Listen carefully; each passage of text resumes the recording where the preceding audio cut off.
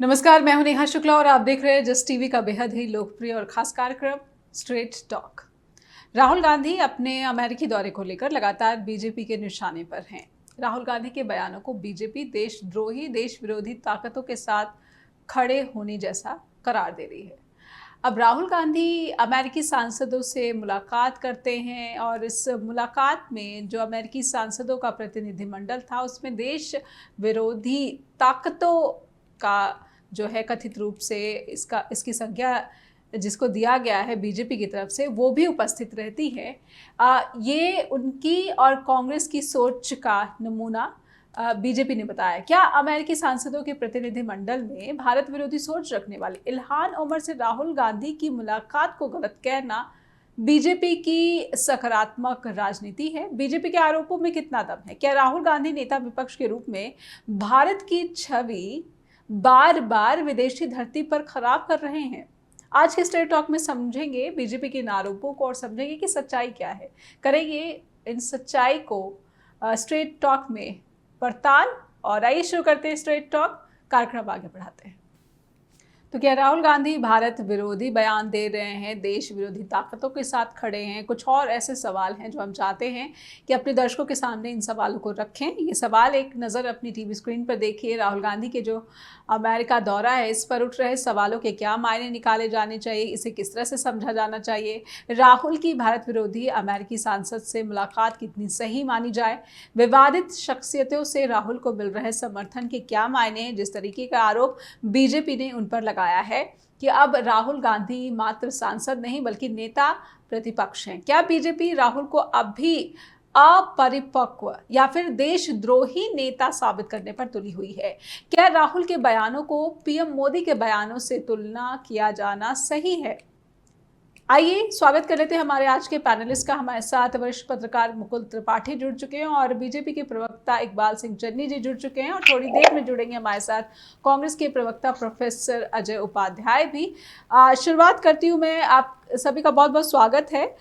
मुकुल जी, शुरुआत में आपसे करना चाहूंगी। बीजेपी के आरोप आपने देखे सुने होंगे। अमित शाह कहते हैं कि राहुल गांधी देश विरोधी ताकतों के साथ खड़े हैं, वो देश द्रोही हैं। सुधांशु त्रिवेदी भी एक एक करके कई सवाल पूछते हैं कि पन्नू समर्थन दे रहे हैं। फिर एक और पत्रकार का उन्होंने जिक्र किया कि उन्होंने केजरीवाल के गिरफ्तारी को लेकर सवाल पूछ दिया था व्हाइट हाउस प्रेस कॉन्फ्रेंस में, उसके साथ सेल्फी खिंचवाते हैं। क्या इस तरह की मुलाकातों को राहुल गांधी की अपरिपक्व पॉलिटिक्स कहा जाए या फिर राहुल गांधी देशद्रोही कृत्यों में लगे हुए हैं विदेशी धरती पर जाकर? मुकुल जी। सभी पैनलिस्टों को मेरा और सभी दर्शकों को नमस्कार। देखिए नेहा जी, ये कोई ऐसा दौरा इनका नहीं था जो आधिकारिक था, ये निजी दौरे पे गए थे। दूसरा, ये जो अभी इनकी मुलाकात हुई ये कार्यक्रम था जो वॉशिंगटन डीसी में था जी। और इसका जो ऑर्गेनाइजर था वो कांग्रेसमैन था, ब्रैडली जेम्स शेरमैन। अब यहाँ पे 10 सांसद थे, 10 सांसद में ये उम्र भी शामिल थी। तो अगर आप इसको देश विरोधी, और जो आपने एक शब्द यूज किया जी, वो शायद अमित शाह ने नहीं, वो देश के कृषि मंत्री, पूर्व मध्य प्रदेश के चीफ मिनिस्टर शिवराज सिंह चौहान ने देशद्रोही शब्द का प्रयोग किया है जी। देखिए, इतने बड़े नेता, केंद्र में मंत्री, अगर एक आरोप लगा रहे हैं तो हवा में नहीं लगा रहे। देशद्रोह is a very serious kind of allegation. You have to arrest him. अगर वो आते हैं और एयरपोर्ट पे उतरते हैं। प्रोफेसर अजय उपाध्याय भी जुड़ चुके हैं, कांग्रेस के प्रवक्ता। दर्शकों की जानकारी के लिए बता दें, आपका भी बहुत बहुत स्वागत है। मुकुल जी, आप अपनी बात पूरी करें। तो अगर एक हमारे केंद्रीय मंत्री अगर ऐसी बात बोल रहे हैं कि वो देशद्रोही है तो फिर या तो ये प्रूफ नहीं कर पाएंगे, और अगर वो देशद्रोही है तो राहुल गांधी को एयरपोर्ट के में दिल्ली एयरपोर्ट पे उतरते ही गिरफ्तार कर लेना चाहिए, पहली बात। दूसरी बात, जब वो राहुल गांधी कह रहे हैं कि मोहब्बत की दुकान है, देखिए अब कांग्रेस इसमें डिफेंड ये करेगी कि वो तो 10 सांसद थे। अगर इंडिविजुअल उमर, और चूंकि उमर में मोदी जी जब गए थे तो उसका पार्लियामेंट में विरोध करते हुए उन्होंने उसका बहिष्कार कर दिया था कुछ सांसदों ने जी। लेकिन है तो वो डेमोक्रेटिक पार्टी की ना जी। और वहां से आज की डेट में चुनाव कौन लड़ रहा है? अगर 10 सांसद जाते हैं और उनसे मिलते हैं साथ में जो सिखों की बात हुई और ये बात हुई, तो देखिए जब जब ऐसा हुआ है राहुल गांधी गए हैं तो इसको विवादित बनाया गया है, और कुछ चीजों पे राहुल गांधी मुझे लगता है प्रयोग करते हैं। जी। वो चाहे जब गुजरात इलेक्शन से पहले की बात हो, चाहे लोकसभा इलेक्शन के पहले की बात हो, चाहे अब जो आ रहा है उत्तर प्रदेश इलेक्शन, सॉरी, चाहे उत्तर प्रदेश इलेक्शन से बात हो, और चाहे अब जो इलेक्शन होने वाले हैं, अब भी राहुल गांधी 3 दिन के दौरे में अब जब वापस आ रहे हैं, तो देखिए और अब कितनी हमलावर बीजेपी होती है। जी जी बिल्कुल। इस बीच प्रोफेसर अजय उपाध्याय जुड़ चुके हैं। अजय जी, राहुल गांधी देश विरोधी ताकतों के साथ खड़े हैं, कांग्रेस की आदत बन गई है, राहुल गांधी की आदत बन गई है, इस तरीके से ये विचारधारा है उनकी, किस तरह से डिफेंड करेंगे या फिर क्या कहना है? अनम्यूट कर ले, अनम्यूट योरसेल्फ अजय जी। सभी दर्शकों को, आपको और हमारे पैनलिस्ट साथियों को सबको नमस्कार। जिस तरह की चर्चा आज भाजपा के अंदर हुई है और भाजपा जिस तरह बौखलाई हुई है, उनके मंत्री, संगठन नेता, प्रवक्ता, वक्ता, कुछ अभिनेता भी हैं जी। ये स्पष्ट तौर पे दर्शा रहा है कि राहुल जी की यात्रा, जिस तरह से उन्होंने भाजपा पर प्रहार किया, भाजपा के नीतियों पर प्रहार किया, विशेषकर आरएसएस पर प्रहार किया, तो ये कोई मुझे लगता है कि कोई नई बात नहीं है। इस बात को लेकर के इन्हें परेशान होना जायज था जी। हाँ, बात ये जरूर है, देशद्रोह के भाषा को, देशद्रोह की बात को और देशद्रोह के शब्द जो होते हैं उसको ये लोग समझते ही नहीं। यदि समझते तो शायद ऐसे भाषा का प्रयोग केंद्रीय मंत्री नहीं करते, जैसा कि हमारे एक साथी प्रवक्ता त्रिपाठी जी ने कही। सच है, केंद्र में मंत्री रहते हुए गिरिराज सिंह कैसी भाषा का प्रयोग करते हैं, और शायद मुझे लगता है मोदी जी के मंत्रिमंडल में ऐसे लोगों को प्रमोशन मिलता है, इसीलिए कोई मुख्यमंत्री कहीं कुछ बोलता है हिंदू मुस्लिम के बारे में, मध्य मंदिर के बारे में, कब्रिस्तान शमशान के बारे में, और देश को कहीं ना कहीं आपस में भाईचारे देश के जो है उसको तोड़ने का प्रयास करता है। राहुल गांधी जी क्या कर रहे हैं? इन्हीं बातों को कर रहे हैं।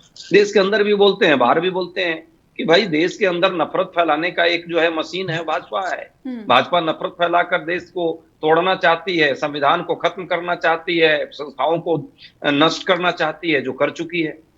चुनाव के मुद्दों पर भी उन्होंने चर्चा की, या देश के जो समस्याएं हैं, मौलिक समस्याएं हैं, लेकिन उन बातों को ये नहीं कभी कह पा रहे हैं जिनमें उन्होंने स्पष्ट तौर पर उस विमर्श के माध्यम से कहने का प्रयास किया कि भारत में बहुलता में एकता, ये भारत की पहचान है, सर्वधर्म संभाव भारत की पहचान है, वसुधैव कुटुंबकम के माध्यम से ही हम इस देश को विश्व में हमें पहचाना जाता है, और ये हमारी संस्कृति, हमारी परंपरा, हमारी विरासत रही है। इस विरासत को कोई यदि खत्म करना चाहता है तो इनके साथी आरएसएस के विचार और भाजपा की सरकार कर रही है।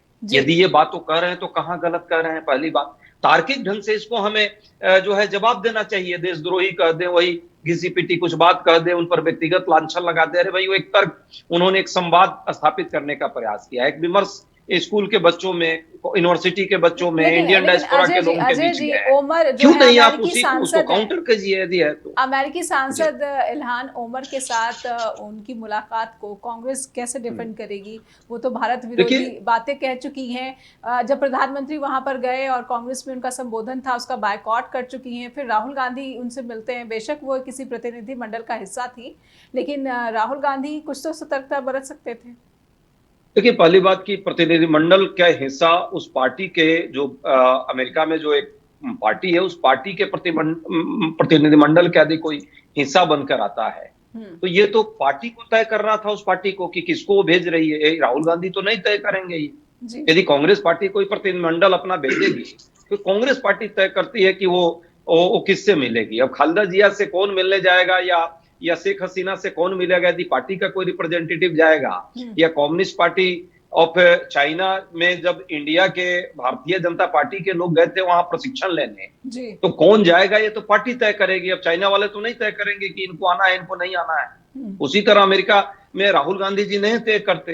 पर यह बात तो सच है कि जिस पार्टी का प्रतिनिधि वो लोग थे, क्या उस पार्टी के विचारधारा से भाजपा को नाराजगी है, मोदी जी को नाराजगी है? क्या उनके नेताओं से नहीं मिलते हैं? क्या अमेरिका के टूर में क्या उन नेताओं से आगे संवाद स्थापित नहीं करेंगे? यदि नहीं करेंगे तो ये बात अलग है।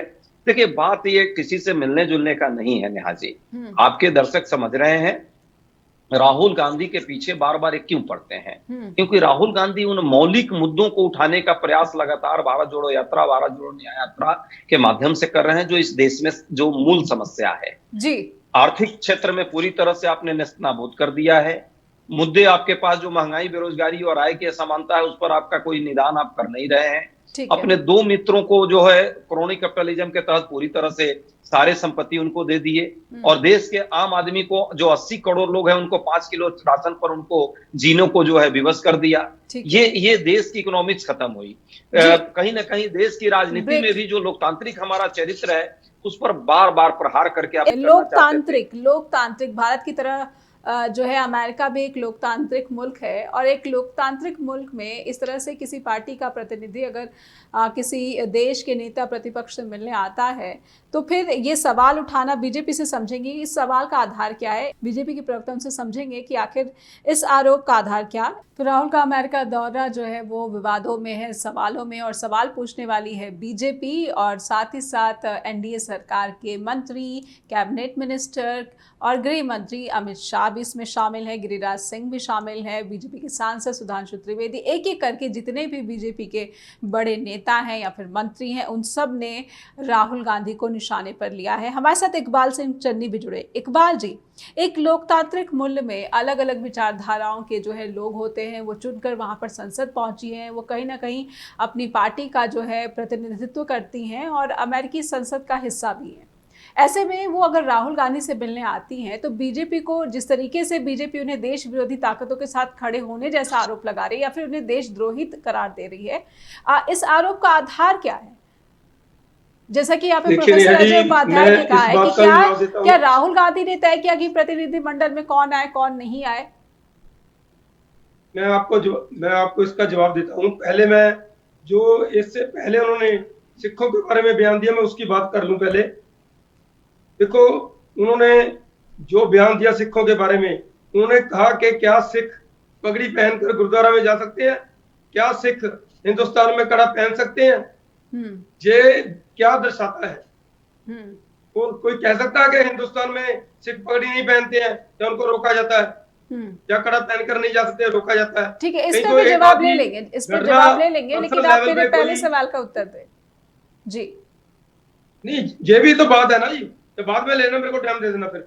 बिल्कुल, मैं दूंगी आपको, समय दूंगी पूरा। जी देखो, जो इल्हान उमर है उसके बारे में सारी दुनिया जानती है कि उसका एजेंडा क्या है। जी, उसने पहले पाकिस्तान में, जो हमारा कश्मीर का हिस्सा है, पाकिस्तान ऑक्युपाइड कश्मीर है, वहां पाकिस्तान की सरकार के स्पॉन्सर्ड टूर में वहां उसने जाकर टूर किया, वहां उसने कितने दिन लगाए।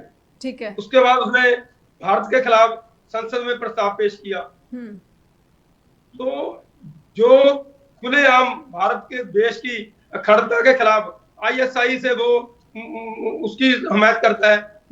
जो लोग हिंदुस्तान को खत्म करना चाहते हैं, हम उनसे मिलते हैं। मैं इनकी बात मान ली भी, कांग्रेस प्रवक्ता की बात मैं मान लेता हूँ भी, पार्टी ने तय किया किसको भेजना है। ठीक है, पर हमको भी तो तय करना है हमने किससे मिलना है। हमारे सामने 4 आदमी खड़े हैं, एक आदमी हमारे देश का दुश्मन खड़ा है, हम उससे क्यों मिलते हैं? हम उसको क्यों अवॉइड नहीं करते, क्यों इग्नोर नहीं करते, क्यों उससे बोलते हम तुमसे बात नहीं करेंगे? ये दर्शाता है कि उनको जो देश विरोधी ताकतें हैं उनसे जानबूझ के मिलते हैं। पहले भी कई बार ऐसे हुआ है, पहले तो जो बचकाना बातें करते थे, अब तो डेंजरस बातें करनी शुरू कर दी हैं। जब आईएसआई के लोगों को तो इकबाल जी, अगर ये इतनी ही डेंजरस बातें हैं, इतनी ही देश विरोधी या फिर देशद्रोही एक्शन है, तो सरकार क्या कार्रवाई करनी जा रही है राहुल गांधी के खिलाफ? देखो, जब वो आएंगे, सरकार ये पार्टी लेवल से बात हो रही है, सरकार ने अभी कुछ नहीं किया। सरकार ने कुछ नहीं किया। नहीं, सरकार के मंत्री अगर स्टेटमेंट दे रहे हैं कि राहुल गांधी देश विरोधी ताकतों के साथ खड़े हैं, फिर एक्शन नहीं लेंगे? जी, एक मिनट सुन लीजिए, फिर तो सिर्फ पॉलिटिक्स की जा रही है ना। फिर तो मैं जवाब दे रहा हूँ, सुनोगे तभी पता चलेगा। नहीं, बिल्कुल, आप बात रखिए। फिर तो मुझे लग रहा है, या फिर दर्शक भी यही सोचेंगे कि अगर एक्शन नहीं लिया जा रहा है, सिर्फ बयानबाजी है, तो क्या ये सब राजनीति है? मैं उसी का तो जवाब दे रहा हूँ बात का। जी, सुनोगे तभी पता चलेगा ना। जी बिल्कुल, मैं ये कह रहा हूँ, हिंदुस्तान की सरकार की एजेंसियां वहां भी हैं, जो उन्होंने किया है, क्या बनता है क्या नहीं बनता वो सरकार तय करेगी। यदि उनको लगेगा तो वो सरकार तय करेगी क्या क्या करना है, उसका क्या क्या कितनी गलती है वो सरकार तय करेगी, वो पार्टी ने तय नहीं करना है। ये जैसे पहले एक्सपर्ट साहब ने, पत्रकार साहब ने कहा भी सरकार अगर पकड़ ले, ऐसे कभी किसी को नहीं पकड़ा जाता। सारी इंक्वायरी होगी, जो होगा सारा कुछ देखा जाएगा, जो हुआ आपके सामने है। उसके पीछे की क्या बात है, उसके पीछे क्या मंशा है, वो सरकार देखेगी, एजेंसियां देखेंगी, सामने आ जाएगा। ठीक है। और मेरी बात है आपने पूरी करने दी, आप पूरी करिए, आपको पूरा समय दे रही हूं। सिखों के बारे में दिया उन्होंने, मैं उसको भी क्लियर करना चाहता हूँ। देखो, जब से हिंदुस्तान आजाद हुआ कांग्रेस की सरकार थी, 60 साल लगातार कांग्रेस की सरकार रही। हिंदुस्तान की सरकार बनते ही कांग्रेस ने जो पहला नोटिफिकेशन पंजाब के बारे में जारी किया, उसमें इन्होंने कहा सिख एक जराइम पेशा कौम है, इनको अम्बाला से आगे नहीं बढ़ने दिया जाए, इनको पंजाब में रोक रखा जाए। उसके बाद पंजाबी सारे देश में भाषा के आधार पर सूबे बनाए गए। तो कांग्रेस की सरकार ने पंजाबी के आधार पर सूबा बनाने से साफ इनकार कर दिया और पंजाबियों को उसके लिए मोर्चा लगाना पड़ा। 50,000 लोगों को जेल में जाना पड़ा, तब जाकर पंजाबी सूबा दिया। उसमें भी पंजाबी बोलते इलाके थे, उनको इन्होंने रोक लिया, हरियाणा के साथ में मिला दिया। उसके बाद पानी का मसला था, पानी के मसले में पंजाब के साथ जो इकबाल जी, ये सारी हिस्ट्री आप कांग्रेस की हिस्ट्री बता रहे हैं, कांग्रेस का वर्तमान बताइए। बीजेपी इतिहास के उदाहरण क्यों देना चाहती है? जब वर्तमान के सवाल होते हैं तो बीजेपी इतिहास के उदाहरण क्यों पेश करने लगती है? कमाल की बात करते हैं जी। एक 3,000 सिखों का कत्ल करके वो बंदा कहे मैं सिखों का हमायती हूँ, तो उसको कैसे नहीं कहेंगे? जबकि आज भी जगदीश चैटलर जो के कहता है कि मैंने 100 सिखों को मारने के बाद मैंने गिनती करनी बंद कर दी। ऐसे तो बीजेपी के बड़े-बड़े नेताओं पर दंगों के आरोप है इकबाल जी। चलिए वो अलग, दंगों के दाग दोनों ही दलों पर क्यों है? दंगों के दाग दोनों ही दलों पर हैं इकबाल जी। अल्पसंख्यकों के खिलाफ दंगों के दाग दोनों दलों के नेताओं पर हैं। उसका बिहार है, वो उनको बताना पड़ेगा जी। वो सिखों को भड़काना चाहता है, ठीक है, वो सिखों को भड़काना चाहता है जी, इसलिए उन्होंने बयान दिया जी। ठीक है, लेकिन देश में, भारत में मैंने किसी भी सिख संगठन को इसका विरोध करते हुए नहीं देखा। मैंने बीजेपी के नेताओं, कार्यकर्ताओं, समर्थकों को विरोध करते हुए देखा है इकबाल जी। अगर एक संगठन आप कह सकते हैं कि सिख संगठन ने राहुल गांधी के स्टेटमेंट का विरोध किया है, तो आप यहाँ पर नाम लीजिए इस मंच पर, स्ट्रेट टॉक के मंच पे। सभी ने ये कहा है, सभी सिख संगठनों ने, कि कांग्रेस ने सिखों के साथ जो किया है वो बहुत गलत किया, उसको वो गलत किया है। मैं भी कह रही हूँ वो गलत किया है, लेकिन राहुल गांधी के स्टेटमेंट का क्या किसी सिख संगठन ने प्रोटेस्ट किया है, यहाँ पर प्रदर्शन किया है? जी, अकाली दल ने किया, हरसिमरत कौर बादल ने किया है, ठीक है, दल ने किया है, ठीक है, संगठन ने किया है, मैं पूछ रही हूँ सिख संगठन ने किया? संगठन नहीं है, इतनी बड़ी पार्टी है, पंजाब की सबसे पुरानी पार्टी है जी, बिल्कुल पंजाब की सबसे पुरानी पार्टी है, वो उसकी निंदा कर रही है। ठीक है, ठीक है, ठीक है, अकाली दल कर रही है, बीजेपी कर रही है। प्रोफेसर अजय उपाध्याय को जोड़ना चाहते हैं, प्रोफेसर अजय उपाध्याय से समझेंगे कि वो बीजेपी के आरोपों पर क्या जवाब देंगे, और मुकुल त्रिपाठी जो हमारे साथ लगातार जुड़े हुए हैं। सरकार के कथनी और करनी में फर्क क्यों? अगर आरोप देशद्रोही या फिर देश विरोधी ताकतों के साथ खड़े होने का है, तो फिर एक्शन लेने में कौन रोक रहा है? लीजिए एक्शन, लेकिन सिर्फ बयानबाजी मत करिए, क्योंकि वो नेता विपक्ष भी हैं और वो किस तरह के बयान दे रहे हैं उस पर तर्क के साथ अपनी बात रखें। अजय जी, आप कुछ बात यहाँ पर रखना चाह रहे थे बीजेपी के आरोपों पर, आप रखिए, फिर मैं अगला सवाल मुकुल जी से लूंगी। सिंह साहब एक अच्छे विद्वान व्यक्ति लग रहे हैं, लेकिन अब सिंह साहब की अपनी एक वैचारिक आधार है। मैं इनकी इस विचारधारा का सम्मान करता हूँ, विरोधी विचारधारा होना चाहिए, यही हमारी सोच है और यही हमारी परंपरा है, और इसी को राहुल गांधी जी वैश्विक स्तर पर ले जा रहे हैं कि हमें मोदी जी के व्यक्तिगत उनसे दुश्मनी नहीं है, उनके विचार से कहीं ना कहीं हमको असहमति है, और वो विचार की असहमति जो है लोकतंत्र में जरूरी है। लोकतंत्र की खूबसूरती यही होती है, उस विचार की असहमति या अभिव्यक्ति की आजादी पर किस तरह ये लोग प्रश्न लगा रहे हैं। संविधान को कैसे चाहते हैं तोड़ मरोड़ कर पेश करना, कैसे जो संविधान में प्रदत्त अधिकार है उसको कहीं ना कहीं तानाशाही के द्वारा वो खत्म करना चाहते हैं। राहुल गांधी जी के पूरे डिस्कोर्स और पूरे विमर्श को भाजपा का एक भी, मैं दावे के साथ कह रहा हूं, सिंह साहब भी पूरा राहुल गांधी जी के इस पूरे डिस्कोर्स को नहीं सुन पाए हैं।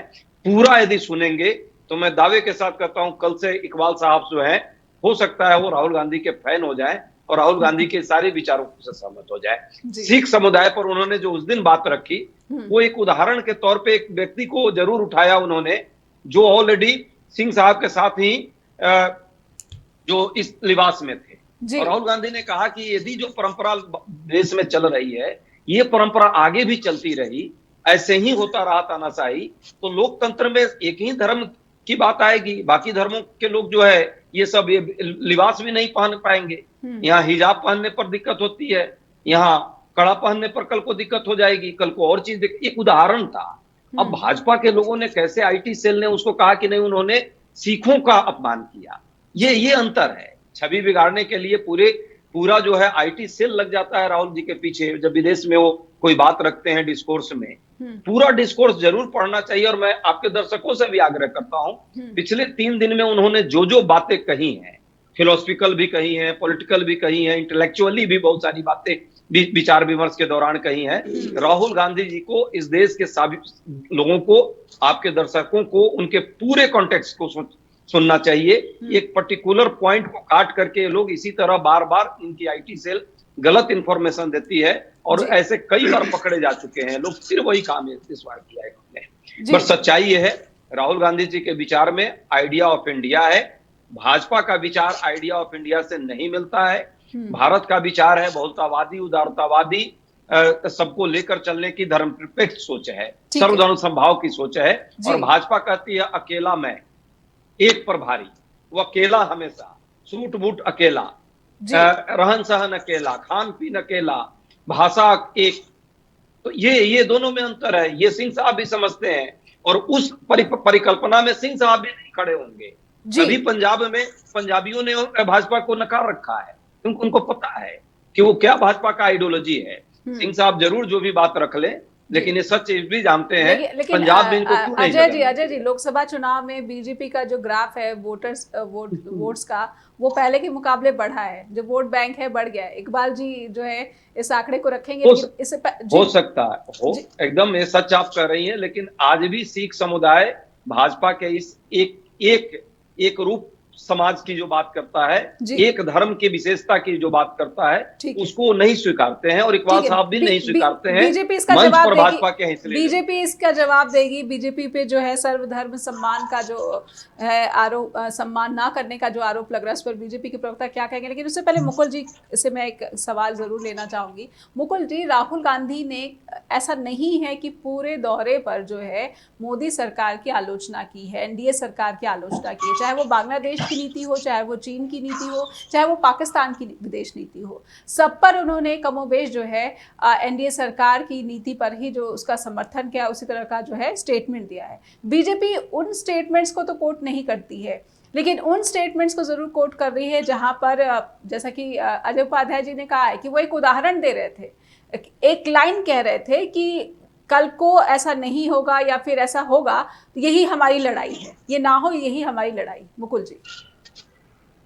जी देखिए, अब राहुल गांधी भारत आज आएंगे, शायद आज ही आना उनको, और अगर आते हैं उसके बाद उनसे बेहतर कोई क्लैरिफिकेशन दे नहीं सकता। प्रवक्ता और पार्टी का काम है अपने शीर्षक जो उनका नेता है उसको डिफेंड करना। डिफेंड कर रहे हैं ये लोग, लेकिन चीजें दोनों तरफ से आ रही हैं कि अगर राहुल गांधी मिल लिए उमर से, जो वो सोमालिया मूल की है बेसिकली और सांसद है वहां पे, डेमोक्रेटिक पार्टी की सांसद है, तो अगर मुलाकात हुई तो अगर उसके और राहुल गांधी के बीच में जो और सांसद थे उनकी इंडिविजुअल बातें कुछ आती कि किस मुद्दे पे क्या बात हुई, अगर एक जनरल मुलाकात है तो मैं नहीं समझता कि किसी भी, अगर मेरा आपका कोई विचारिक मतभेद है, चाहे वो जम्मू कश्मीर को लेके हो, अगर वो कहते हैं कि जम्मू आजाद कश्मीर की वो होना चाहिए पाकिस्तान का, तो सीधे बताइए कि आईएसआई को फिर क्यों बुलाया गया था, उसका कौन उसको क्यों नहीं कोट करती बीजेपी, उसमें क्यों नहीं माफी मांगती। अगर प्रधानमंत्री मोदी जी अफगानिस्तान से वापस लौटते हुए अचानक से पाकिस्तान उतर जाते हैं और वहां पे अगर वो मिलते हैं मुशर्रफ, उनसे क्या कहते हैं आपके नवाज शरीफ से, उनकी माता जी से मिलते हैं, उनको साड़ी गिफ्ट करते हैं, तो जाहिर बात है देखिए दोनों तरफ हर चीज, राजनीति में क्या फायदा मिलेगा उस पर सोचा जाता है। आपने क्या गलती की और आपकी गलती क्या ही विरोधी पकड़ेंगे। आप गलती करके उसके ऊपर पानी डालते हैं कि उसको बिल्कुल चर्चा ही ना की जाए। तो इन चीजों को देखिए, कोई भी है, अगर एक तरफ मोदी जी कहते हैं कहीं पे भी जाके, मान लीजिए यूके में जाते हैं और वहां की पार्लियामेंट पे बैठते हैं, तो वहां पे भी 50-25 सांसद ऐसे हैं जो भारत को बिल्कुल पसंद नहीं करते और भारत के खिलाफ काम करते हैं। मैं कम से कम 12 से 13 नाम तो जानता हूं। तो अगर ऐसे लोग अगर करते हैं, उसके बाद भी आप उनको मान लीजिए मुलाकात होती है और उनके साथ एक टी पार्टी होती है, कुछ होती है, तो वो भी रहते हैं। लेकिन ऐसे लोगों से मिलने का मेन मकसद ये आ रहा है कि जो ये मीटिंग हुई वो इन रूम हुई, उसकी कोई बाहर बातें नहीं गई, उसमें वो सांसद की, ये एक बड़ा विषय बन गया है जिसको अब राहुल गांधी बेहतर कर पाएंगे, वरना चीजें बताने लायक। बिल्कुल बिल्कुल, राहुल गांधी बेहतर जवाब दे पाएंगे, लेकिन हमारे मंच पर राहुल गांधी उपस्थित नहीं है, उनकी पार्टी से प्रोफेसर अजय उपाध्याय उपस्थित हैं, तो मुझे लगता है वो भी जो है पार्टी का पक्ष बखूबी या फिर अपने नेता का पक्ष बखूबी यहाँ पर प्रस्तुत कर रहे हैं। इकबाल जी, लेकिन मुझे एक वाकया याद आ रहा है। प्रधानमंत्री नरेंद्र मोदी जब रूसी राष्ट्रपति व्लादिमीर पुतिन से मिलने पहुंचे थे, तो जेलेंस्की ने जिस तरीके से स्टेटमेंट दिया था, बहुत ही तल्ख स्टेटमेंट था भारत के प्रधानमंत्री के लिए। उसके बावजूद प्रधानमंत्री मोदी जेलेंस्की से मिलने यूक्रेन जाते हैं। तो इसको क्या फिर इस तरह, अगर इसी स्थिति में राहुल गांधी होते तो आपकी पार्टी यही कहती कि ये देशद्रोही एक्शन है, देश विरोधी एक्शन है? इकबाल जी, बातचीत या फिर जो डायलॉग है बहुत जरूरी होता है किसी भी क्राइसिस में। खुद प्रधानमंत्री मोदी कहते हैं कि किसी भी क्राइसिस का जो सॉल्यूशन है that is only possible via dialogue. Iqbal ji, बिल्कुल, इसको इस बात को सारी दुनिया मानती है, ठीक है, चाहे मोदी जी हो, कोई भी दुनिया का हर जो बुद्धिमान व्यक्ति है जो इस बात को मानता है कि डायलॉग से बात खत्म होती है, उससे डायलॉग के बिना कोई भी हल नहीं निकलता। ये तो क्लियर है, कोई भी हो। बाकी रही बात, कांग्रेस प्रवक्ता जी ने कहा कि उन्होंने उदाहरण दी थी भी कल खोजदार, जे मैं इनको बता दूं, उन्होंने कल लफ्ज का कहीं जिक्र नहीं किया। उन्होंने पूछा क्या हिंदुस्तान में सिख कड़ा पहन सकते हैं, सिख पगड़ी पहनकर गुरुद्वारा में जा सकते हैं, ऐसा कहा। और दूसरी बात, संविधान की बात करते हैं, संविधान की बात कांग्रेस करे, जितना संविधान का खिल्ली कांग्रेस ने उड़ाई है उससे ज्यादा कुछ नहीं हो सकता। 1975 में इमरजेंसी लगाई, वो क्या संविधान के मुताबिक लगाई थी? ठीक है। जब राहुल गांधी जी ने ऑर्डिनेंस पढ़ा, ठीक है, मनमोहन सिंह द्वारा जारी करवाया गया ऑर्डिनेंस पढ़ा गया जी, तो तब का संविधान था, क्या संविधान की बेइज्जती नहीं हुई उसको? ये संविधान की बातें मत करें। ठीक है, इकबाल जी, एक सवाल एक व्यक्ति जाता है जी, तो उसकी जिम्मेदारी बनती है जी, ठीक है। कह रहे हैं ना विचारधारा की बात, उससे मैं सहमत हूं, विचारधारा अलग हो सकती है जी, कोई बड़ी बात नहीं, पर बात है एक व्यक्ति विचारधारा के विरोधी होना और एक एंटी नेशनल होना।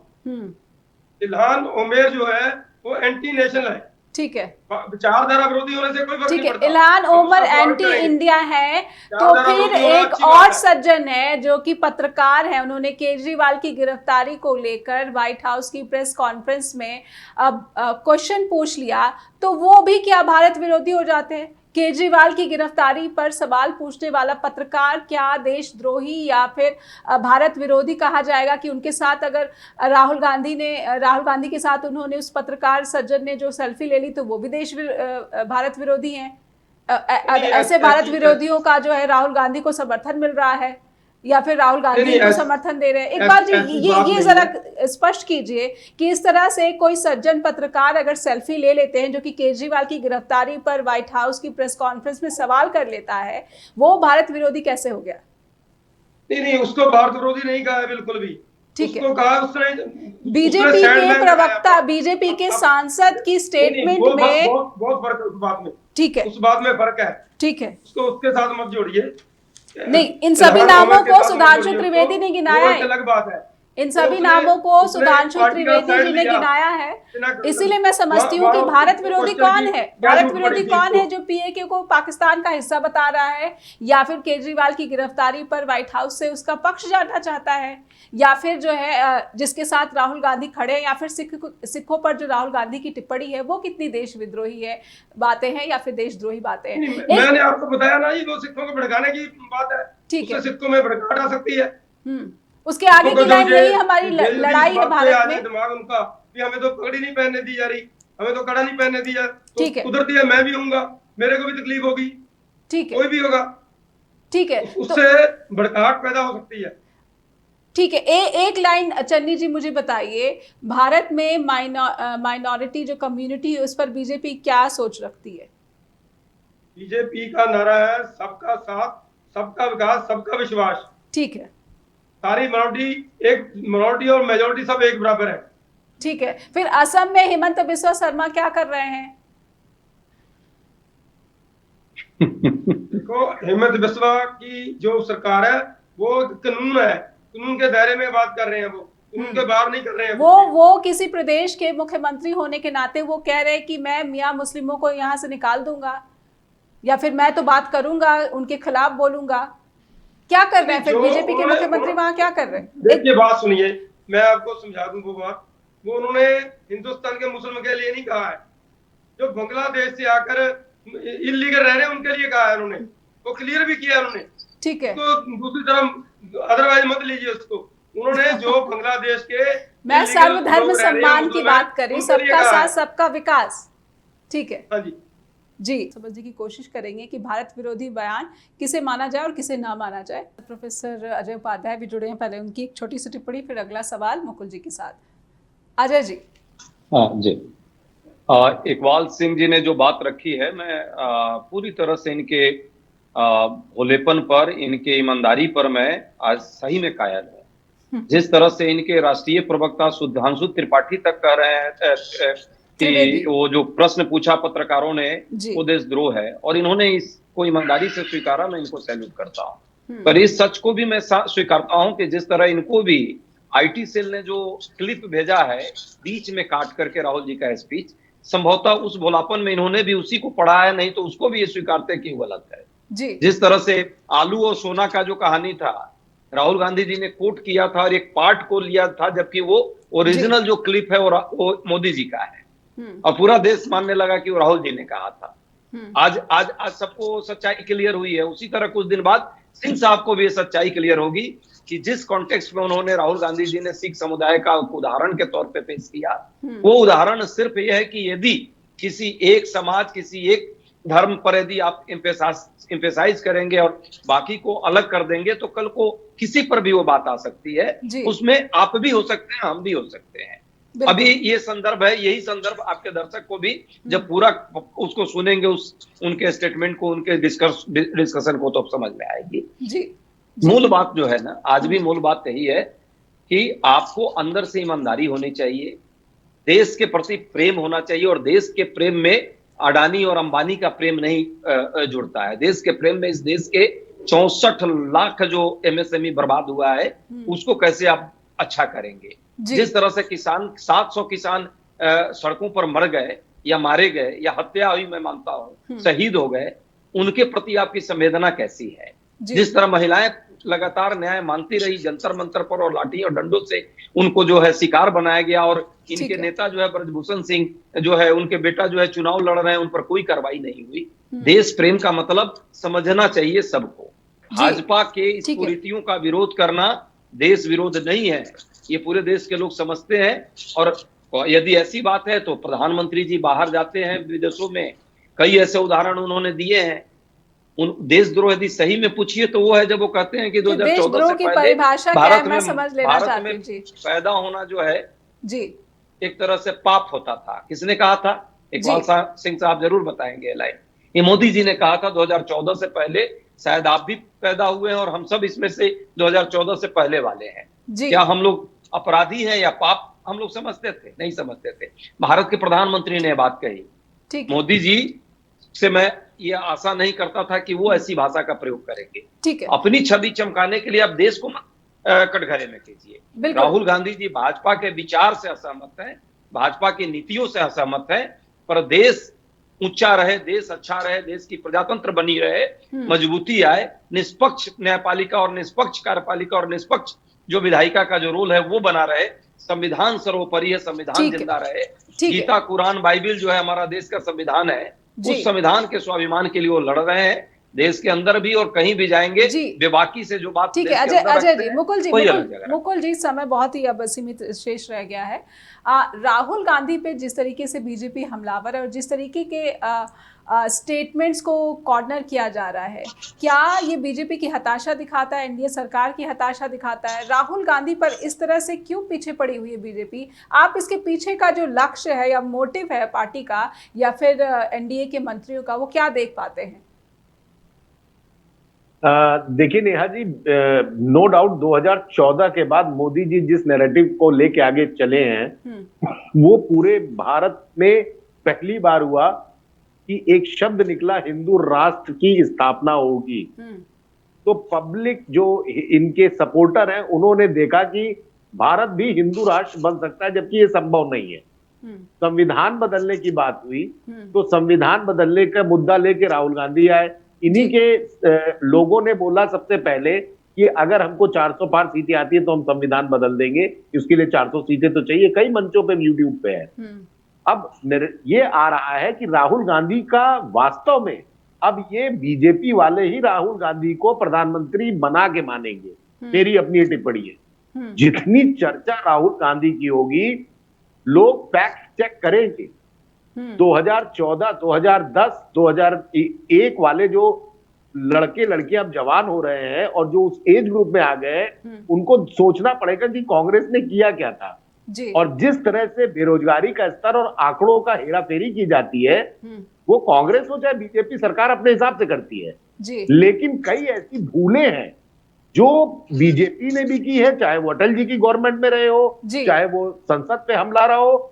बहुत सारी ऐसी चीजें, आईएसआई को भारत में बुलाना ये बड़ा अपराध है कि वहां पे कांग्रेसी एक डेमोक्रेटिक सांसद जो भारत विरोधी इसका मैं उत्तर लेती, लेकिन समय समाप्त हो गया। इकबाल जी से मैं उत्तर लेती, लेकिन बहुत बहुत धन्यवाद करना चाहूंगी मुकुल जी आपका भी, प्रोफेसर अजय उपाध्याय आपका भी, इकबाल जी आपका भी, कि आपने सारे तीखे प्रश्नों का जो है उत्तर बहुत ही संयमित भाषा में दिया, इसलिए आपका बहुत बहुत आभार भी व्यक्त करना चाहूंगी और आपका सम्मान भी इसलिए। तो दर्शकों से अनुरोध करना चाहूँगी अब कार्यक्रम के आखिर में कि आपका स्नेह हमें ईमेल के रूप में हासिल हो रहा है, इसलिए अपेक्षा लगातार बनी रहती है। हर दिन आपके ईमेल का हम इंतजार भी करते हैं। आप हमें लिखिए info@justbroadcasting.com या फिर neha@justbroadcasting.com पर भी लगातार जुड़े रहिए जस्ट टीवी के साथ। नमस्कार।